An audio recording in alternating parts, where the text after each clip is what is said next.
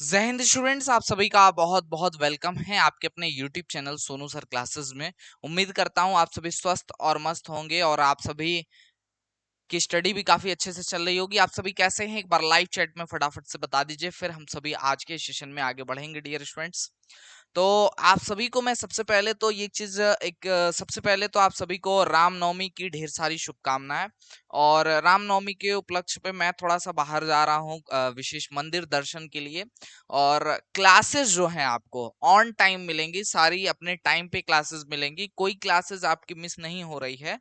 But मैं out of the city रह रहा हूँ, इस वजह से आप लोगों को क्लासेस रिकॉर्डेड लाइव यानी डी लाइव आपको मिलेगा। तो आपको क्लासेस कंटिन्यू रखना है, अपनी पढ़ाई कंटिन्यू रखनी है बच्चे, क्योंकि आपकी कंटिन्यूटी नहीं टूटनी चाहिए, रेगुलर आपको पढ़ाई करनी है। और जब तक आपको अपना लक्ष्य नहीं मिल जाता, जब तक आपका सरकारी पॉलिटेक्निक का सपना नहीं पूरा हो जाता, तब तक आपको अपनी पढ़ाई जो है कंटिन्यूअसली जो है जारी रखनी है और इसको बीच में इंटरप्ट नहीं करना है। इसीलिए आपकी डेली क्लासेस होंगी और जो है 2-3 दिन आपका यहाँ पे लाइव नहीं हो पाएगा, डी लाइव मिलेगा आपको। और इसके बाद हम लोग लाइव दोबारा से क्लासेस कंटिन्यू करेंगे बच्चे, है ना। तो एक न्यू चैप्टर मैं स्टार्ट कर रहा हूँ आज के इस सेशन में, जो कि आपका है यहाँ पर nature of light and reflection, यानी कि प्रकाश की प्रकृति एवं परावर्तन, है ना। तो ये आपका टॉपिक होने वाला है। ये जो यूनिट ही है पूरा लाइट, ये बहुत ज्यादा मोस्ट इंपॉर्टेंट आपका फिजिक्स का चैप्टर है। मैक्सिमम नंबर ऑफ क्वेश्चन 8 से 10 क्वेश्चन, 12 क्वेश्चन तक आपके कभी कभी ये कैरी कर लेता है और आपको यहाँ पर जो लाइट यूनिट है यहाँ से खूब क्वेश्चन उठा उठा के एग्जाम में आपके देता है। तो इंपॉर्टेंट है। और जो सबसे पहला चैप्टर है प्रकाश की प्रकृति एवं परावर्तन, इसकी एक एक लाइन चैप्टर की इस पीडीएफ की इंपॉर्टेंट है, एक एक लाइन से क्वेश्चन इससे आता है। तो पूरा हम लोग सबसे पहले थ्योरी समझेंगे और उसके बाद न्यूमेरिकल हम लोग करेंगे, एमसीक्यूज करेंगे, ठीक है बच्चों। तो चलिए फटाफट से स्टार्ट करते हैं। और जो बच्चे देखो फुल कोर्स के साथ तैयारी करना चाहते हैं, वो रैंकर्स बैच प्लेलिस्ट यूट्यूब पर बिल्कुल फ्री उपलब्ध है, वहां से आप कर सकते हैं। और फ्री पीडीएफ नोट्स के लिए टेलीग्राम ग्रुप को ज्वाइन कर लेंगे लेटेस्ट क्लास की अपडेट्स के लिए, जहां पे आपको क्लासेस की अपडेट्स जो है बच्चों मिल जाएंगी, ठीक है। चलो, तो प्रकाश की प्रकृति एवं परावर्तन यानी कि हमारा जो टॉपिक है वो nature of light and reflection हमारा टॉपिक है, ठीक है। तो प्रकाश, अगर हम बात करें कि प्रकाश क्या होता है बच्चों, तो प्रकाश आपकी एक ऊर्जा है, एक एनर्जी है, जो कि हमारी आंखों को संवेदित करता है, हमारी आंखों को देखने में मदद करता है। कैसे हम देख पाते हैं कोई भी चीज को? कोई लाइट जब किसी वस्तु पर पड़ती है और वो रिफ्लेक्ट होकर हमारी आंखों पर पड़ती है, तब हम उस चीज की जो इमेज है वो हम देख पाते हैं ना, उस चीज को देख पाते हैं अपनी आंखों के जरिए। ये आपकी प्रक्रिया होती है आपके आंखों के द्वारा किसी भी चीज को देखने के लिए। जो प्रकाश है वो एक विद्युत चुंबकीय तरंग है, यानी इलेक्ट्रोमैग्नेटिक वेव्स है, जिसे प्रोपगेट होने के लिए किसी भी माध्यम की जरूरत नहीं होती है, संचरित होने के लिए, विचरण करने के लिए किसी भी माध्यम की आवश्यकता नहीं होती है। इसी वजह से जो लाइट है, जो प्रकाश है, वो निर्वात में गमन कर सकता है ना। और इसकी जो निर्वात में प्रकाश की जो चाल है वो 3 × 10⁸ मीटर प्रति सेकंड है। और वहीं जल में जो इसकी चाल है वो 2.25 × 10⁸ मीटर प्रति सेकंड है बच्चे, है ना। तो ये आपके यहाँ पर प्रकाश की चाल हो जाती है। अब आते हैं प्रदीप्त वस्तुएं यानी इल्यूमिनेटेड बॉडीज। इल्यूमिनेटेड यानी प्रदीप्त वस्तुओं का क्या मतलब होता है? दीप्त मतलब ऐसी वस्तुएं जो खुद ही लाइट दे रही हैं, यानी जो खुद ही लाइट का प्रकाश का उत्सर्जन करती हैं, ऐसी वस्तुओं को हम लोग प्रदीप्त वस्तुएं कहते हैं। ऐसी वस्तुओं को पता करने के लिए हम क्या करते हैं, अंधेरे कमरे में अगर रख दें या अंधेरा कर दें तो हमें ये प्रदीप्त वस्तुएं जो है वो जो है प्रकाश देती हुई नजर आएंगी। जैसे जुगनू एक कीड़ा है, जुगनू का नाम सुना होगा आपने। अंधेरे में क्या होता है, उसकी लाइट चमकती है, दिन के उजाले में नजर नहीं आता है, लेकिन रात के अंधेरे में वो चमकती हुई लाइट देती हुई आपको नजर आती है बच्चों, ठीक है। तो ये हो गया आपका प्रदीप्त वस्तुएं यानी कि इल्यूमिनेटेड बॉडीज। तो जो वस्तुएं स्वयं प्रकाश उत्पन्न करती हैं वो प्रदीप्त वस्तुएं कहलाती हैं। जैसे सूर्य हो गया, तारे हो गए, जलता हुआ कोयला हो गया, जलती हुई मोमबत्ती हो गई, ये सब इल्यूमिनेटेड बॉडीज आपकी हो जाती हैं, है ना। जो वस्तुएं अंधेरे में दिखाई नहीं देती हैं वो अदीप्त वस्तुएं कहलाती हैं, जैसे मेज कुर्सी आदि, है ना, जो लाइट उत्पन्न नहीं करती हैं वो अदीप्त वस्तुएं हो गई। चलिए, प्रदीप्त वस्तु के प्रत्येक बिंदु से अनंत किरणें यानी कि इनफाइनाइट लाइंस जो है आपकी निकलती हैं, इनफाइनाइट रेज निकलती हैं। इस किरण समुदाय को किरण पुंज यानी लाइट बीम कहते हैं ना। इस लाइट का जो ये लाइट की रेज निकल रही है, इस लाइट की रेज की जो इकट्ठा रेज हैं उनको हम लोग लाइट बीम कहते हैं, किरण पुंज कहते हैं। यहाँ पर ये किरण जो आपकी किरणें हैं वो तीन प्रकार से हो सकती हैं, अपसारी किरणें, अभिसारी किरणें और समांतर किरणें। अपसारी किरणें क्या है, ये बिखर जाती हैं ना, एक जगह से निकलेंगी और बिखर जाएंगी। अभिसारी किरणें क्या है, एक जगह पर आकर मिलती हैं ना, मतलब एक जगह पे सेंटर केंद्रित हो रही है ना, तो ये अभिसारी हो गई। और समांतर किरणें एक दूसरे के पैरेलल होती हैं, समांतर होती हैं। तो तीन प्रकार की आपकी यहाँ पर किरणें हो जाती हैं बच्चों। अब चलिएगा अगला आपका जो टॉपिक है वो है प्रकाश का प्रकीर्णन यानी कि स्कैटरिंग ऑफ लाइट। तो स्कैटरिंग ऑफ लाइट में क्या होता है, जैसा कि नाम है प्रकीर्णन यानी कि प्रकाश का बिखरना, बिखर जाता है प्रकाश। इसमें इस प्रक्रिया में क्या होता है कि जो हमारे वायुमंडल में छोटे छोटे छोटे छोटे पार्टिकल है उससे जब व्हाइट लाइट होकर के गुजरती है तो वो अपने डिफरेंट डिफरेंट कलर्स में बिखर जाती है ना। तो इसे हम लोग कहते हैं प्रकाश का प्रकीर्णन। तो यहाँ पर आप देख पा रहे हैं कि जब प्रकाश वायु जैसे माध्यम से गुजरता है तो उसमें विद्यमान धूल आदि के कणों से टकराकर प्रकाश का कुछ भाग सभी दिशाओं में फैल जाता है। प्रकाश के सभी दिशाओं में फैल जाने की प्रक्रिया को प्रकाश का प्रकीर्णन यानी स्कैटरिंग ऑफ लाइट कहते हैं। लाल रंग के प्रकाश का प्रकीर्णन सबसे कम होता है यानी सबसे कम बिखरता है लाल कलर, इसीलिए डेंजर का साइन, रेड लाइट जो ट्रैफिक सिग्नल्स हैं उसमें रोकने के लिए जो लाइट का यूज किया जाता है वो रेड ही होते हैं, क्योंकि वो बहुत दूर से दिख जाता है, वो माध्यम में नहीं बिखरता है। जबकि इसके अलावा जो बैंगनी कलर है, बैंगनी रंग है, इसका प्रकीर्णन सबसे ज्यादा होता है, ये सबसे ज्यादा बिखरता है, जिसकी वजह से हमारे वायुमंडल में जो आपका बादल है ना, जो बादल है हमारे वायुमंडल में, वो बादल के रंग जो है वो नीले दिखाई देते हैं। तो सवाल आता है कि हमारा आकाश का जो रंग है, बादल का जो कलर है, वो क्यों नीला दिखाई देता है? वो प्रकाश के प्रकीर्णन के कारण नीला दिखाई देता है बच्चों, ठीक है। तो नीले प्रकाश का प्रकीर्णन जो है यहाँ पर जो बैंगनी तथा नीले प्रकाश का प्रकीर्णन सबसे अधिक होने के कारण आकाश हमें नीला यानी ब्लू दिखाई देता है। इसी कारण से सूर्योदय व सूर्यास्त के समय जो है सूर्य का रंग लाल रक्तांब दिखाई देता है। तो सवाल पूछता है कि सूर्योदय एवं सूर्यास्त के समय सूर्य का जो रक्तांब लाल रंग दिखाई देता है वो क्यों दिखाई देता है? तो वो इसी वजह से दिखाई देता है बच्चों, क्योंकि प्रकीर्णन होता है धूल कणों कणों की वजह से, है ना। अब बात करते हैं प्रकाश के परावर्तन यानी रिफ्लेक्शन ऑफ लाइट की, है ना। तो किसी तल पर अगर कोई लाइट आ रही है और उस तल पे पड़ने के बाद उस लाइट का अधिकतम भाग उस माध्यम में वापस लौट जा रहा है, तो इस घटना को हम लोग कहते हैं प्रकाश का परावर्तन। और जो वो तल जिसपे से लाइट टकरा कर वापस माध्यम में चली जा रही है उसे हम लोग क्या कहते हैं, परावर्तक तल कहते हैं, यानी कि रिफ्लेक्टिंग प्लेन कहते हैं, ठीक है, या रिफ्लेक्टिंग प्लेट कह सकते हैं, ठीक है बच्चों। तो जब प्रकाश किसी चिकने पृष्ठ पर पड़ती है तो पृष्ठ से टकराने के बाद वापस लौट जाती है, इस घटना को प्रकाश का परावर्तन यानी रिफ्लेक्शन ऑफ लाइट कहते हैं। परावर्तन पृष्ठ की प्रकृति पर यानी कि नेचर ऑफ वो प्लेन पे डिपेंड करता है कैसा है। और प्रायोगिक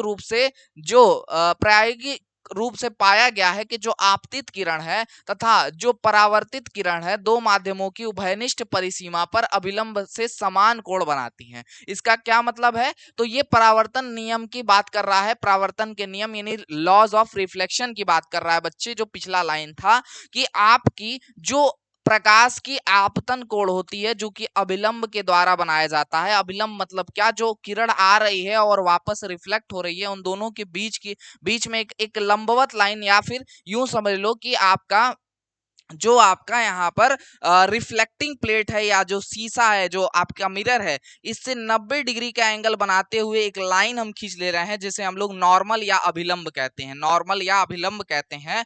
तो ये जो प्रकाश आ रही है, आपतित किरण है, ये इस आपतित किरण जो भी कोण बनाती है अभिलंब के साथ आई, वो बराबर होता है परावर्तित किरण के कोण के बराबर। यानी जो कोण परावर्तित किरण अभिलंब के साथ बनाती है वो आपका उसके बराबर होता है। यानी एंगल आई जो है वो एंगल आर के बराबर होता है। यानी जो आपतन कोण होता है वो परावर्तन कोण के समान होता है, बराबर होता है। ये परावर्तन के नियम की सबसे पहली लाइन आपकी यहाँ पर है बच्चों, ठीक है।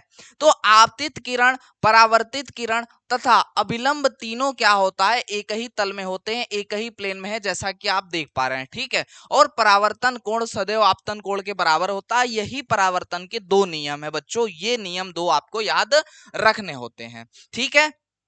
आइए अगला, अब हम लोग आगे बढ़ते हैं प्रतिबिंब यानी इमेज के ऊपर। इमेज क्या होता है आपका, तो जब प्रकाश की किरणें एक बिंदु से चलकर परावर्तन के पश्चात यानी रिफ्लेक्शन के पश्चात किसी दूसरी बिंदु पर मिलती हैं, तो इस दूसरे बिंदु को पहले बिंदु का प्रतिबिंब कहते हैं, इमेज कहते हैं, है ना। किसी बिंदु से चली लाइट की जो रे है, किरण है, और दूसरी जगह पर कहीं जाकर इंटरसेक्ट कर रही है, मिल रही है, तो वो क्या कहलाती हैं, वो कहलाती है आपकी यहाँ पर ये प्रतिबिंब यानी इमेज। जैसे मान लो एक मेरा गोली, ये एक मैंने एक गोली दर्पण मैंने बना दिया यहाँ पर, और गोली दर्पण पर आपकी दो यहाँ पर लाइन जो है, ये दो आपकी यहाँ पर प्रकाश की किरणें आ रही हैं, है ना।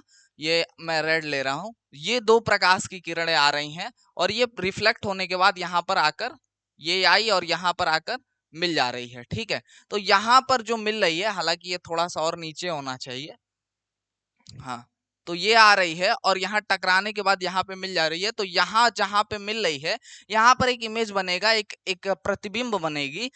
इसी को हम लोग क्या कहते हैं, इमेज और प्रतिबिंब कहते हैं। दो प्रकार की इमेजेस होती हैं, एक होता है रियल इमेज यानी जिसे हम वास्तविक प्रतिबिंब कहते हैं, और दूसरा होता है आभासी प्रतिबिंब जिसे हम लोग इमेजनरी या वर्चुअल इमेज हम लोग कहते हैं, ठीक है।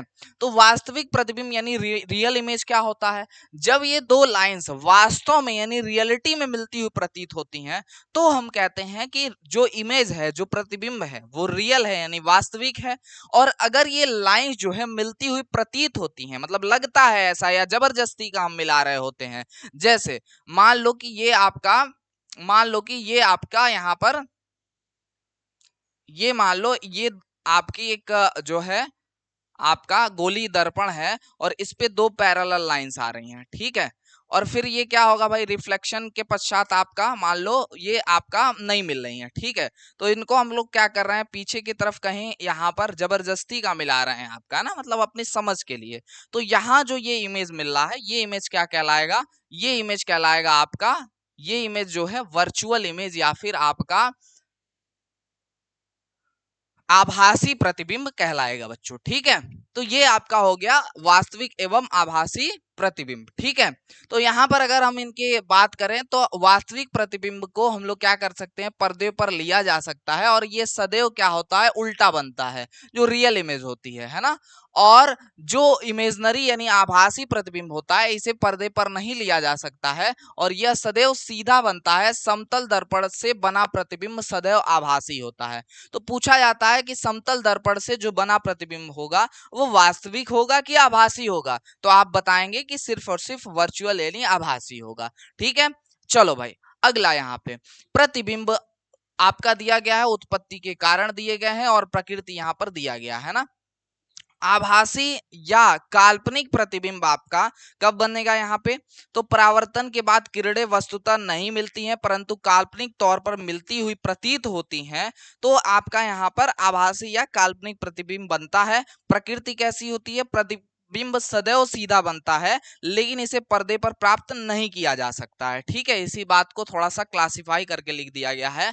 इसके बाद वास्तविक प्रतिबिंब की अगर हम बात करें, तो परावर्तन के बाद किरणें वास्तविक तौर पर एक दूसरे से मिलती हैं, तो ये क्या कहलाती हैं, ये कहलाती हैं आपकी यहाँ पर आपकी रियल यानी कि वास्तविक प्रतिबिंब। और यहाँ पर इस प्रतिबिंब, ये प्रतिबिंब जो होता है वो सदैव उल्टा होता है, और इस प्रतिबिंब को पर्दे पर प्राप्त किया जा सकता है। तो याद रखिएगा, पर्दे पर किस प्रतिबिंब को प्राप्त किया जा सकता है, तो वास्तविक प्रतिबिंब को प्राप्त किया जा सकता है। इसी की सहायता से आगे अवतल और उत्तल दर्पण से संबंधित जो आपके टॉपिक बनेंगे उसको आप समझ पाएंगे और उसको क्लियर कर पाएंगे, उसके डाउट क्लियर कर पाएंगे बच्चे, है ना।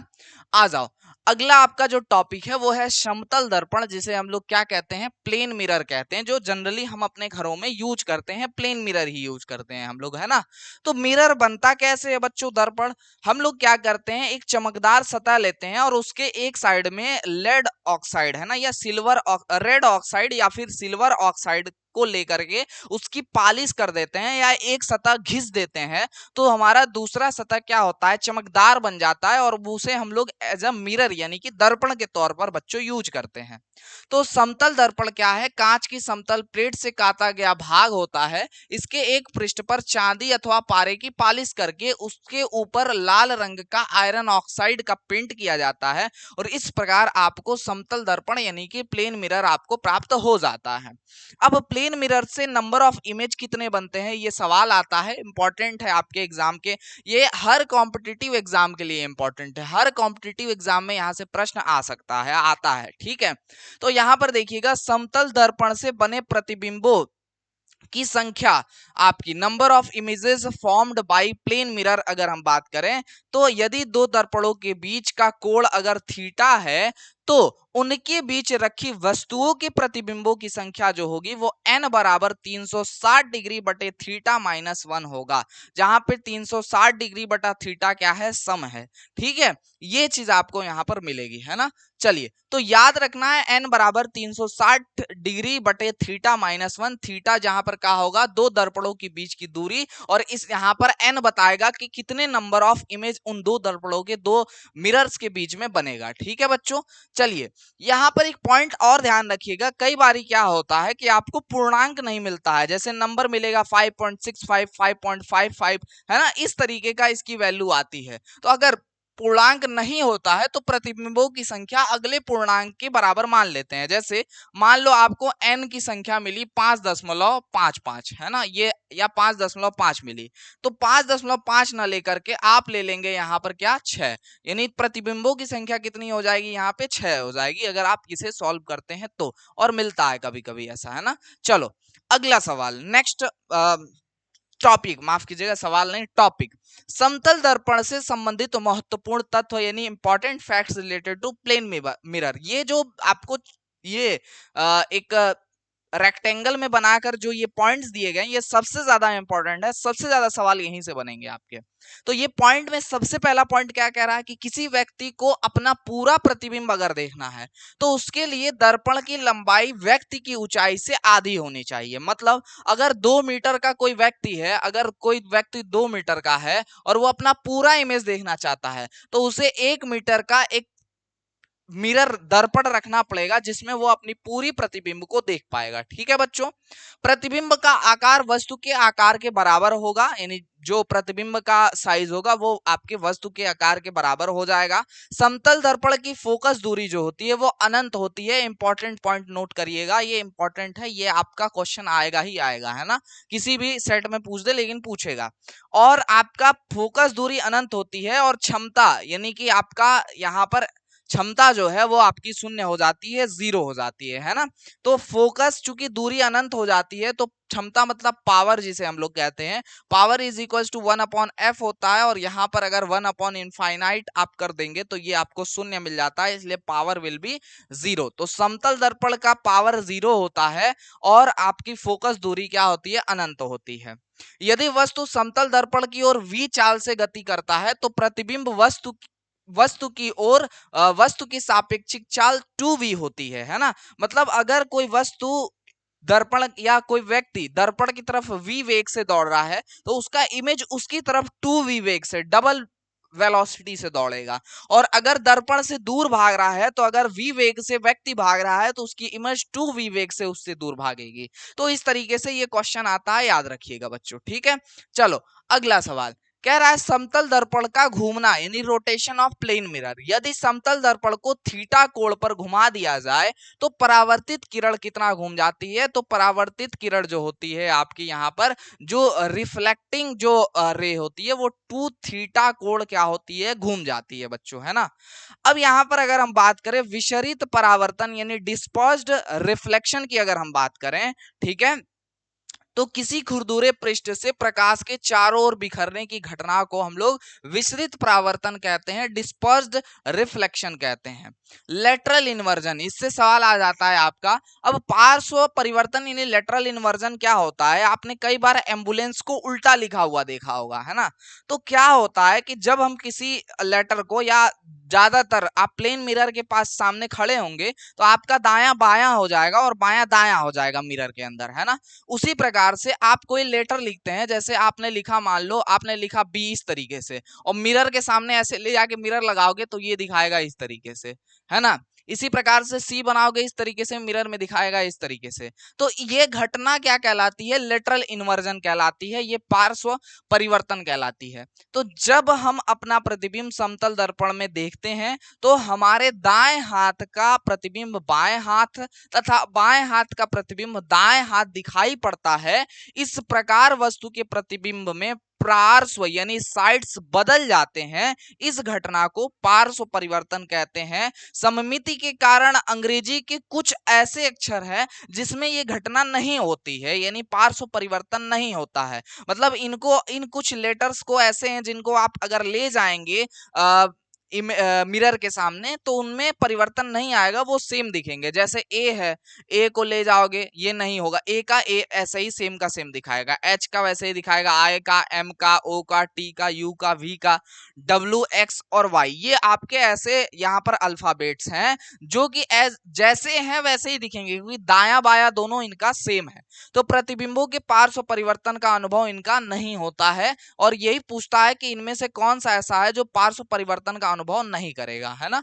चलिए, आपका यहाँ पर उदाहरण एग्जाम्पल दिया हुआ है आपकी नंबर ऑफ इमेज वाले क्वेश्चन के ऊपर कि यदि दो समतल दर्पणों के बीच का कोण 50 डिग्री है तो उनके बीच रखे वस्तु के प्रतिबिंबों की संख्या ज्ञात कीजिए, कितनी संख्या होगी, ये आपसे सवाल है। तो प्रतिबिंबों की संख्या n बराबर 360 डिग्री बटा थीटा माइनस 1 हो जाएगा, है ना? तो थीटा यहाँ पर आपका क्या है? 50 डिग्री, जो कि दो दर्पणों के बीच का, समतल दर्पणों के बीच का एंगल दिया हुआ है, यहाँ हमने रखा।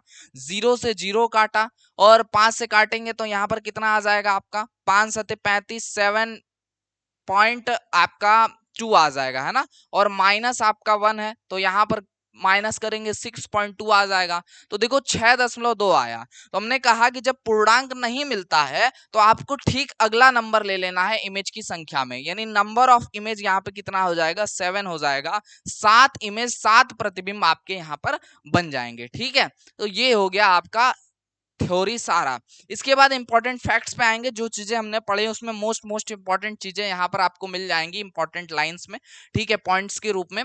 तो यहाँ पर क्या कह रहा है? सबसे पहला पॉइंट कि सभी वस्तुएं प्रकाश के कारण ही दिखाई देती हैं। जैसे कि मैंने बताया कि किसी भी चीज से प्रकाश परावर्तित होती है, हमारे आंखों तक आती है, तब हम चीजों को देख पाते हैं। निर्वात में प्रकाश की चाल क्या होती है? 3 × 10⁸ मीटर प्रति सेकंड होती है, और जल में इसका जो चाल होता है वो 2.25 × 10⁸ मीटर प्रति सेकंड होती है। प्रकाश तरंगे अनुप्रस्थ है। परावर्तन के कारण, परावर्तन के जो नियम अगर हम बात करें, है ना, तो दो नियम हो जाते हैं। दो नियम कौन कौन से? एंगल आई एंगल आर के बराबर होता है, और जो इंसिडेंट रे है, रिफ्लेक्शन रे है, रिफ्लेक्टेड रे है, और जो आपका नॉर्मल है, वो तीनों एक ही प्लेन में होते हैं, ठीक है? इसके अलावा दो दर्पणों के बीच में अगर थीटा कोण बनता है तो इन दोनों के बीच जो रखी एक वस्तु के प्रतिबिंबों की जो संख्या होगी वो n बराबर 360 डिग्री बटा थीटा माइनस 1 होगा। यदि n का मान पूर्णांक नहीं होता है तो यहाँ पर अगली संख्या को हम लोग ले लेते हैं, अगले पूर्णांक के बराबर हम लोग नंबर ऑफ इमेज मान लेते हैं।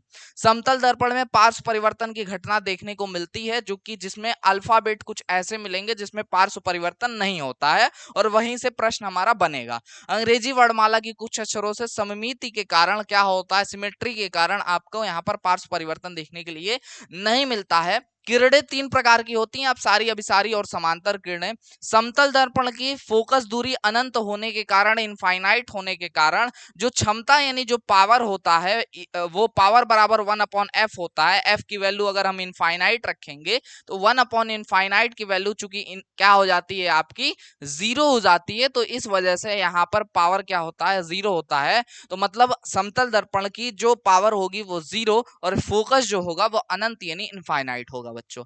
तो इसी के साथ आप सभी का जो थ्योरी पार्ट है इस चैप्टर का, nature of light and reflection का, ये समाप्त हो चुका है। और उम्मीद करता हूं आपको आज का ये सेशन अच्छा लगा होगा। जितने भी पॉइंट्स मैंने समझाए होंगे वो पॉइंट्स आपको क्लियर होंगे, और अब आपको जब क्वेश्चंस कराए जाएंगे तो आपको कोई भी दिक्कत नहीं होगी, सारे के सारे क्वेश्चंस आप बड़े आराम से कर ले जाओगे। तो बच्चों, जो भी बच्चे फ्री बिल्कुल तैयारी करना चाहते हैं बेहतरीन जबरदस्त तरीके से, हालांकि अब लगभग लगभग कोर्स कंप्लीट होने की ओर चला है, पूरा का पूरा कोर्स लगभग कंप्लीट है यूट्यूब पे, लगभग लगभग, ठीक है। कुछ और आपके मान के चलो 10-15 चैप्टर और फिजिक्स केमिस्ट्री के मिला करके, और आपके इसके बाद मैथ्स लगभग लगभग एंड चल रहा है आपका। तो आपका ये खत्म हो जाएगा, और उसके बाद हम लोग ओरिजिनल क्वेश्चन पेपर सॉल्व करना चालू करेंगे, और सिर्फ यूपी बिहार आईआरटी का ओरिजिनल पेपर सॉल्व करेंगे। तो जो बच्चे फुल कोर्स के साथ तैयारी करना चाहते हैं वो रैंकर्स बैच और पॉलिटेक्निक एंट्रेंस एग्जाम प्रिपरेशन 2024 के नाम से प्लेलिस्ट है, दो प्लेलिस्ट में आपकी पूरी क्लासेस मिल जाएंगी। 300 से ऊपर क्लासेस आपको मिलेंगी, 300-400 क्लासेस आपको इसमें हर एक चैप्टर मिल जाएगा, सारा का सारा चैप्टर कंप्लीट है। प्लस आप अगर यहाँ पर पीडीएफ नोट्स के साथ चाहते हैं पढ़ना, नो एड्स नो डिस्टरबेंस के साथ अगर आप पढ़ना चाहते हैं, तो इसके लिए हमारे एप्लीकेशन को डाउनलोड कर लेंगे। वहां रैंकर्स बैच अगर आप ज्वाइन करते हैं तो no ads no disturbance, folder wise systematic सारी क्लासेस, और आपको फिजिक्स केमिस्ट्री मैथ्स की अलग अलग फोल्डर मिलेगी। उसके अंदर भी चैप्टर वाइज अलग अलग फोल्डर मिल जाएंगे आपको। उसके अंदर चैप्टर वाइज जो भी फोल्डर होंगे उसके अंदर उसकी पीडीएफ, उसकी क्लासेस, एवरीथिंग आपको एक साथ जो है अरेंज्ड मिलेगा, सिस्टमेटिक तरीके से मिलेगा। तो आप नोट्स बनाइए ना बनाइए, कोई दिक्कत नहीं होती है, कोई प्रॉब्लम नहीं होती, आप जब भी चाहे तब भी रिवीजन पूरा वहां से कर सकते हैं अपना। तो ये चीज हमारे एप्लीकेशन के अंदर मिल जाती है, इसलिए सोनू सर क्लासेस ऐप को डाउनलोड कर लीजिएगा, और वहां से रैंकर्स बैच ज्वाइन करके आप फुल कोर्स को एक्सेस कर सकते हैं। हर क्लास की पीडीएफ नोट्स आपको साथ साथ में मिल जाती है, ब्लैंक पीडीएफ प्रैक्टिस करने के लिए आपको मिल जाती है।